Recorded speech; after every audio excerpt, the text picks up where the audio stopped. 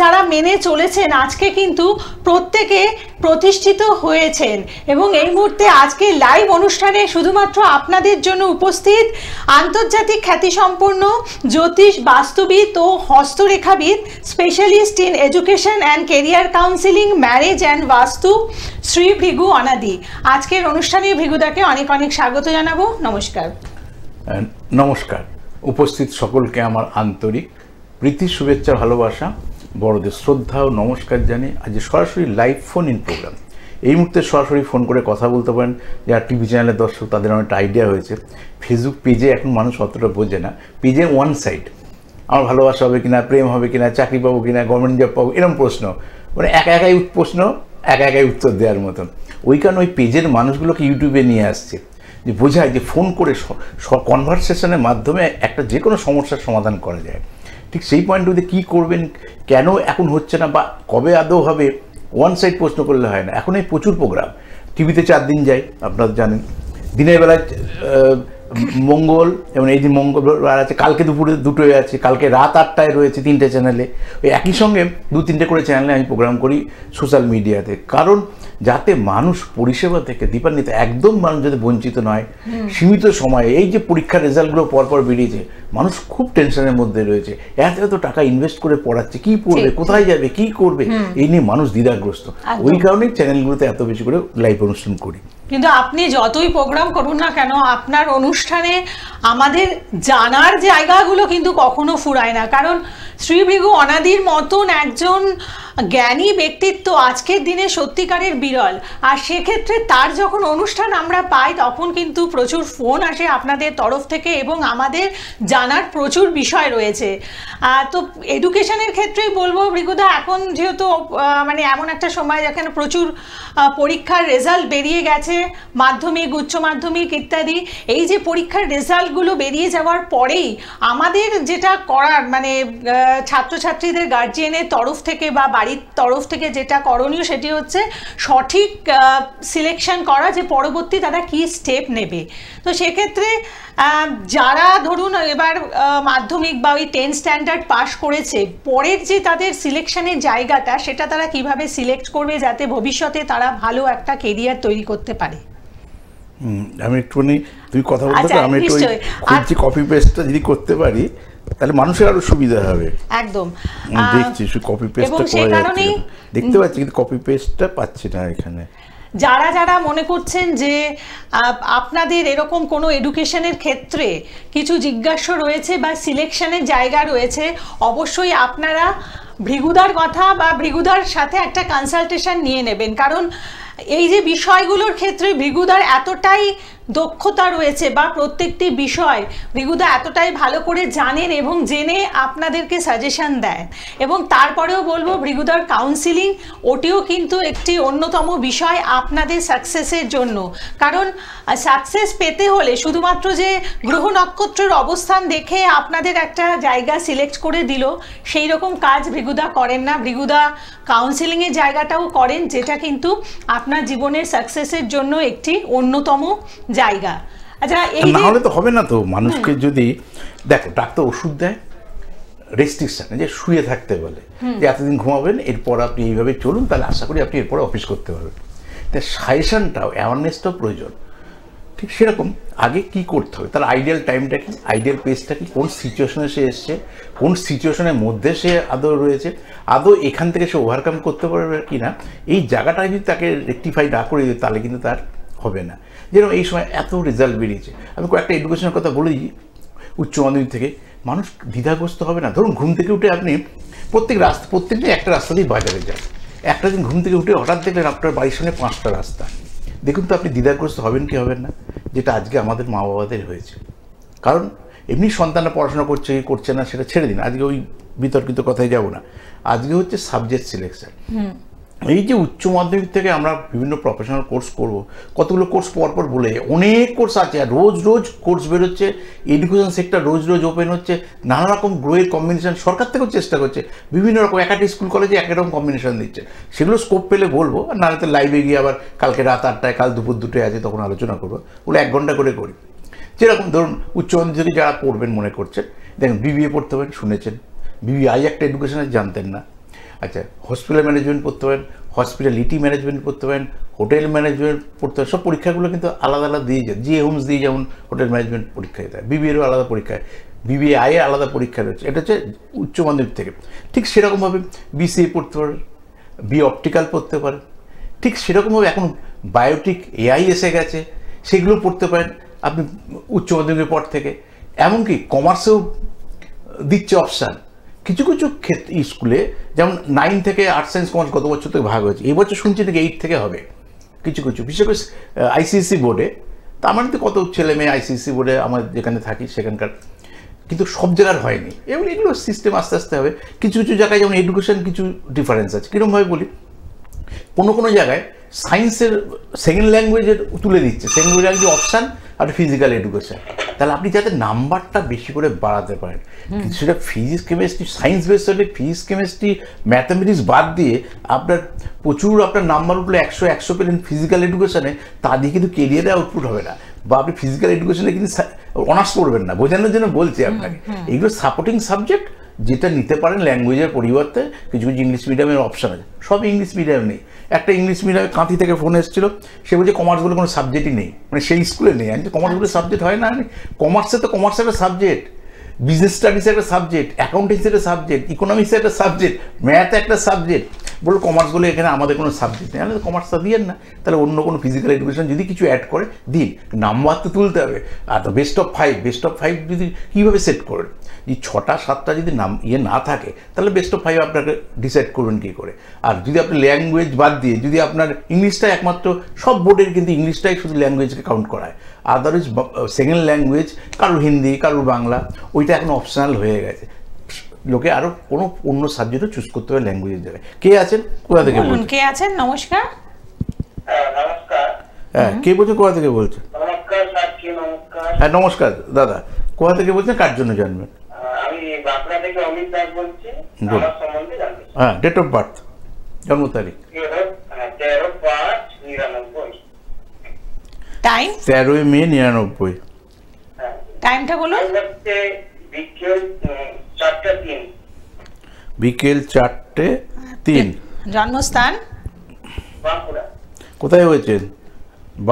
বাঁকুড়ার কোন জায়গায়, হসপিটাল, নার্সিংহোম না বাড়ি? হ্যাঁ দাদা ভাই, না না, বাঁকুড়া বিষ্ণুপুর বুঝতে পেরেছি। আপনি হসপিটালে, নার্সিংহোমে, বাড়ি কোথায় হয়েছেন? বাঁকুড়া বিষ্ণুপুর হসপিটাল। হ্যাঁ বলুন, প্রশ্নটা বলুন। আমার একটা বাড়িতে মুদিখানা দোকান আছে, ঠিক আছে? মুদিখানার দোকান, আচ্ছা। ভালোভাবে চলছে না দোকান। আচ্ছা, যেটা কেন চলছে না বা কবে থেকে চলতে পারে, এই তো প্রশ্ন মেন আপনার, তাই তো? ঠিক ঠিক ঠিক। আসুন, আর 5টা লোককে যেভাবে বলি সেভাবেই বলি। আপনার হচ্ছে মীন রাশি, আপনি জানেন কিনা জানেন না। প্রথমত এটাও একটা খাদ্যেরই ব্যবসা। মুদিখানা তো মানে আমরা দৈনিক খাদ্য ঘরেই পাওয়া যায়, এটা বৃহস্পতির ব্যবসা ঠিক আছে, কারণ মিনে রয়েছে, বৃহস্পতি স্বক্ষেত্রে রয়েছে। এখানে খারাপ বলতে গ্রহদের মধ্যে শনিটা সব থেকে খারাপ। ওই কারণে কিন্তু আপনার ব্যবসাটা কিন্তু প্রথম দিকে খুব ভালো চলেছিল, যত দিন যাচ্ছে কিন্তু ব্যবসাটা গ্রোথটা কমে যায়, মানে ব্যবসাটা পড়ছে, কিন্তু প্রথম দিকে খুব ভালো চলেছিল। দ্বিতীয় কথা হচ্ছে শনি নিচস্ত, মানে আপনি যে ব্যবসা রাতাতে শিফট করতে পারবেন না, মানে শিফট মানে চেঞ্জ করতে কোনো জায়গা নেই, উচিত না। ধনস্থানে শনি, রাশির পয়েন্ট অফ ভিউ থেকে ধনস্থানে শনি খারাপ থাকলে কী হয়, আপনি যেই সোর্স অফ ইনকাম করছেন, রোজগার যা করছেন, সেই টাকাগুলো আনতেই দেখছে, চোখে টাকাগুলো দেখতে পাচ্ছে। রোজগার হচ্ছে না তা না, রোজগার যথেষ্ট হচ্ছে, সেই টাকাগুলো ধরে রাখতে পারছে না, টাকার চোখেই দেখতে পাচ্ছে না, ব্যয়ভাবটা এত বেড়ে গেছে, তার সেই অনুসারে রোজগারটা আপনার বাড়েনি। এটা হচ্ছে কিন্তু মেন আপনার সমস্যা। এবার এইখান থেকে শনিকে পরে প্রতিকার করবেন। আর কবে থেকে চলবে? 2027 শুক্র, তাহলে 6/8/2027। দাদাভাই, একটা ব্যবসাদের জীবনে 27 সাল কিন্তু অনেক দেরি। এই চাকরি না, রোজই আমি সেমভাবে মায়না পাবো, হয়তো ইম্প্রুভমেন্ট হলো না, প্রমোশন হলো না, কিন্তু মায়নাটা তো পাবো। কিন্তু ব্যবসাদের তা চলবে না।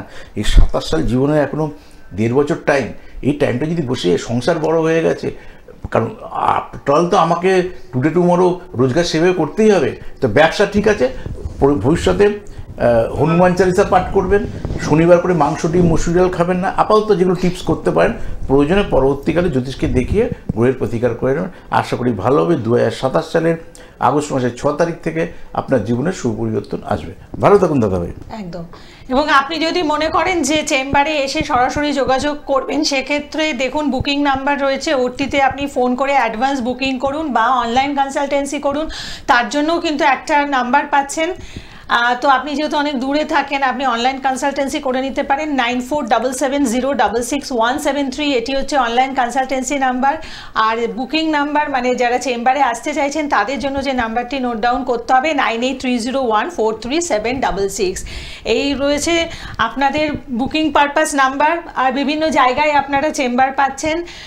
চেম্বারের অ্যাড্রেসগুলো একবার জানিয়ে দিই। বুধবার করে ভৃগুদাকে আপনারা পাচ্ছেন শেওড়াফুলি চেম্বারে 11টা থেকে 2টো, এবং পাচ্ছেন রাসবিহারীতে লেক মলের পাশে সৌভাগ্যচক্র চেম্বারে। শুক্রবার করে পাচ্ছেন শিয়ালদহতে শ্রদ্ধানন্দ পার্কের পাশে রামকৃষ্ণ জ্যোতিষ কার্যালয়ে 2টো থেকে 4টে, এবং শনিবার থাকছেন হাওড়া ময়দানে সুখসারি চেম্বারে 11টা থেকে 2টো। আর প্রতি রবিবার, মঙ্গলবার এবং বৃহস্পতিবার করে পাচ্ছেন ভৃগুদার নিজস্ব চেম্বার খড়দহতে বিটি রোড মডার্ন বাস স্টপের কাছে 10টা থেকে 4টে অবধি এখানে বসছেন। আর ভৃগুদার যে ইউটিউব চ্যানেল রয়েছে শ্রী ভৃগু অ্যান্ড মোটিভেশন, সেটিকে আপনারা অবশ্যই ফলো করবেন, কারণ সেখানে কিন্তু রেগুলার ভৃগুদা আপনাদের জন্য প্রোগ্রাম করছেন, লাইভ অনুষ্ঠানও করছেন। আচ্ছা, কেউ একজন ফোনে আছেন, বলুন। নমস্কার। কে আছেন? হ্যালো হ্যালো, নমস্কার। আপনি দাদা ভাই বুঝলেন, আমি তো বুঝতে পারিনি। না না, সেটা না, এটাও ভাইব্রেশন কথা। হ্যাঁ বলুন, কে বলছেন, কোথা থেকে বলছেন? হ্যাঁ দাদা বলুন। নাম বলুন। হ্যাঁ বলুন, কার জন্য জানবেন? ছেলের নাম বলুন। আরিয়ান খান। ডেট অফ বার্থ বলুন। খান 26/4/2017। টাইম? 26/4/2017। ওকে, টাইমটা বলুন। 2017 ভোর 3:40। আচ্ছা, প্লেস অফ বার্থ? 3:40। আচ্ছা, হসপিটাল না নার্সিং হোম, কোথায় হয়েছে ছেলে? ওকে ওকে, ঠিক আছে, আপনি তাহলে আপনি বললেন 26 এপ্রিল 2017। 17 বাচ্চাই তো, একদিন 3 আর 5 8 বছর বয়স, তো সবই পড়ে গেছে। আচ্ছা, 3:40 সকালবেলায় আপনি বর্ধমান ডিস্ট্রিক্টে বললেন, হসপিটালে বললেন তো? Hospital, Katwa hospital, Katwa hospital.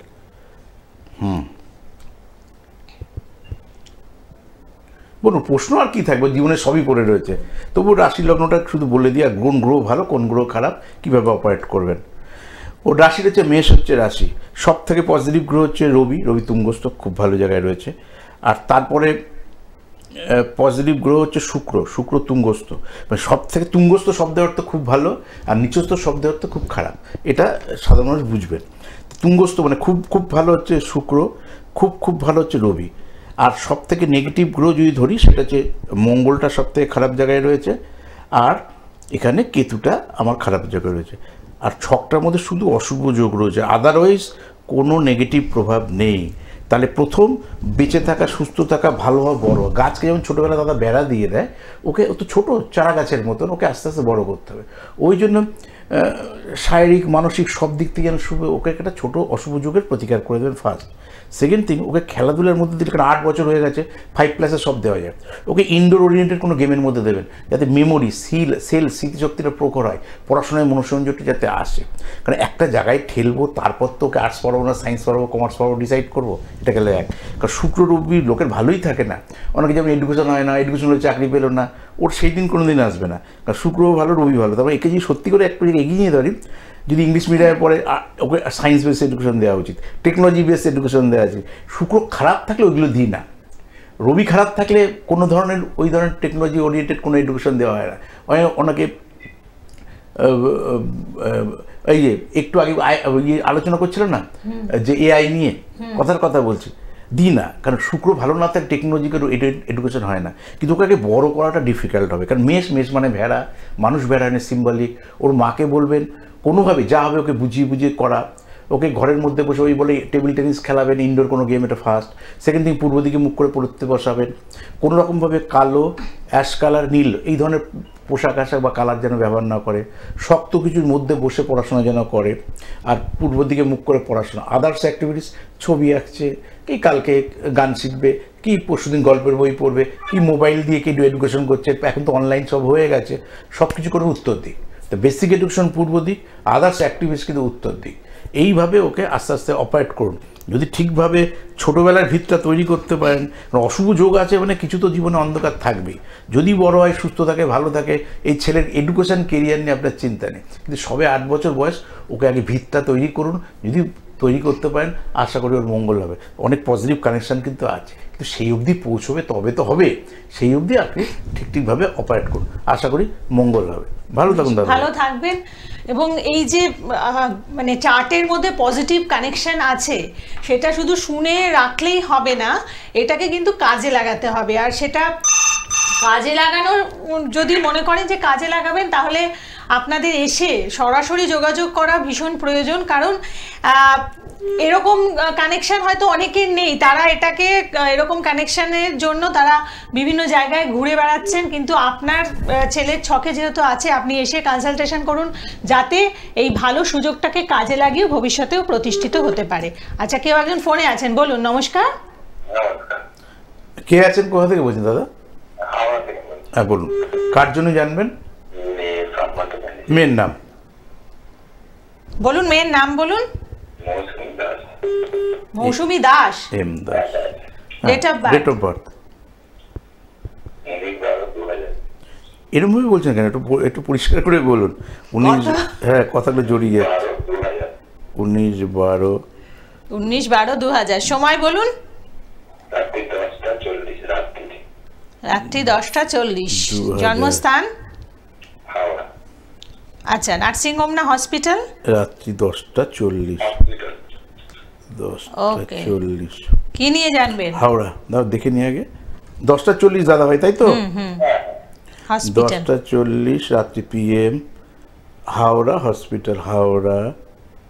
Howrah hospital, দেখে নি।